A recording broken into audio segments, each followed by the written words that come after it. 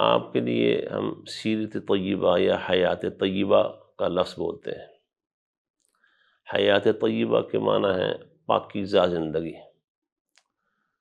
قرآن مجید میں سورۃ النحل میں عام مومنین کے لیے اللہ تعالیٰ نے پاکیزہ زندگی گزارنے کا ایک لائحہ عمل دیا ہے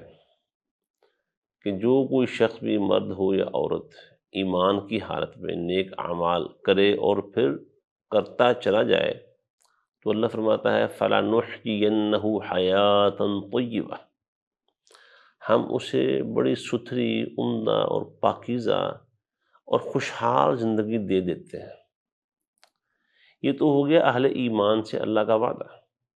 لیکن رسول اللہ صلی اللہ علیہ وسلم کی زندگی مبارک اللہ تعالیٰ نے وہ بنائی ہی حیات طیبہ ہے۔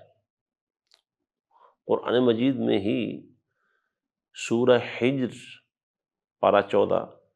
اور سورت کے آخری سے پہلے رکوع میں قوم لوط کا تذکرہ کرتے ہوئے اللہ تعالیٰ نے فرمایا لعمرک انہم لفی سکرتہم یعمہون، اے پیغمبر تمہاری عمر کی، تمہاری زندگانی کی قسم، وہ لوگ قوم لوط کے لوگ اپنے مدہوشی میں بپھرے ہوئے اور بہکے ہوئے اللہ کے رسول کی طرف آگے بڑھ رہے تھے۔ سیدنا عبداللہ ابن عباس رضی اللہ تعالی عنہ وہ ارشاد فرماتے ہیں کہ نبی علیہ الصلوۃ والسلام کی یہ خصوصیت ہے کہ اللہ تعالیٰ نے آپ کی زندگی مبارک کی قسم اٹھائی ہے۔ اس سے یہ بات معلوم ہوتی ہے اور صاف سمجھ میں آ رہا ہے کہ اللہ تعالیٰ کو آپ کی عمر سے، آپ کی زندگی سے، آپ کی زندگانی سے اس قدر محبت تھی اور وہ زندگانی اس قدر اجری ہوئی، اس قدر صاف اور شفاف تھی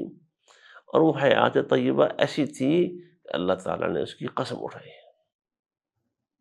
رسول اللہ صلی اللہ علیہ وسلم کی سیرت طیبہ کا آپ مطالعہ کریں، بار بار کریں، کوئی شخص بھی کرے، دنیا کا کوئی شخص بھی، یہ چیلنج ہے، کوئی شخص بھی رسول اللہ صلی اللہ علیہ وسلم پر ایمان نہ لانے والا شخص بھی بار بار مطالعہ کرے، آپ کو آپ علیہ السلام کی زندگی کے مطالعے کے دوران ایک بھی موقع ایسا نہیں ملے گا، ایک واقعہ بھی ایسا نظر نہیں آئے گا۔ آپ کی سیرت طیبہ اور حیات طیبہ کی کتاب کا ایک ورق بھی ایسا نہیں ملے گا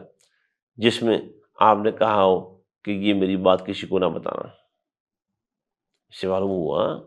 کہ سیرت طیبہ واقعی سیرت طیبہ ہے۔ حیات طیبہ صرف کہنے کو نہیں، حقیقت میں بھی وہ حیات طیبہ ہے۔ ایک بات، ایک پورا پیج اور پورا صفحہ تو بہت بڑی بات ہے نا، ایک پورے صفحے کی کسی ایک لائن میں اور ایک لائن کے کسی ایک لفظ میں کوئی ایک بات بھی ایسی نہیں ہے جس کے متعلق رسول اللہ صلی اللہ علیہ وسلم کو کہنا پڑا ہو اے میری بیوی، یہ میری چہیتی، یہ میری بیٹی فاطمہ، یہ بات باہر نہ بتانا۔ ہاں، ایک موقع اور واقعہ ایسا آیا، آپ نے ازواج مطہرات میں سے بعض کے ساتھ شہد پینے کے معاملے میں ایک رازداری سے بات کی کہ میں آئندہ شہد نہیں پیوں گا اور میری یہ بات کسی کو نہیں بتانی۔ وہ بات خیر بتا دی گئی۔ اللہ تعالیٰ نے اس ساری بات کو قرآن مجید کا حصہ بنا دیا۔ جس بات کو آپ چھپانے کا اپنے ازواج مطہرات میں سے بعض کو فرما رہے تھے، اللہ تعالیٰ نے اس کو قرآن بنا دیا۔ سورۃ تحریم کے آغاز کی آیات پڑھیے اور حیران ہوئیے، اللہ تعالیٰ نے فرمایا یا ایھا النبی لما تحرم ما احل اللہ لک۔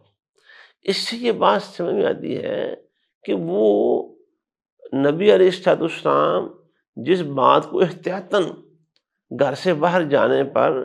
کچھ نہ کچھ پابندی عائد کر رہے تھے، اللہ تعالیٰ نے اس کو قرآن میں بیان کر دیا اور قرآن نے قیامت تک کے لیے پڑھا جانا تھا۔ کہ اللہ تعالیٰ کو یہ بات گوارا نہیں ہوئی کہ ہمارے نبی کی زندگی کا یہ پہلو کہیں خفیہ رہ جائے اور کسی ایسے گوشے میں چلا جائے جس کو کوئی لوگ جان نہ سکے۔ سیدہ عائشہ رضی اللہ تعالی عنہا بیان فرماتی ہیں کہ اگر اللہ کے رسول صلی اللہ علیہ وسلم نے قرآن کی کوئی بات چھپانا ہوتی نا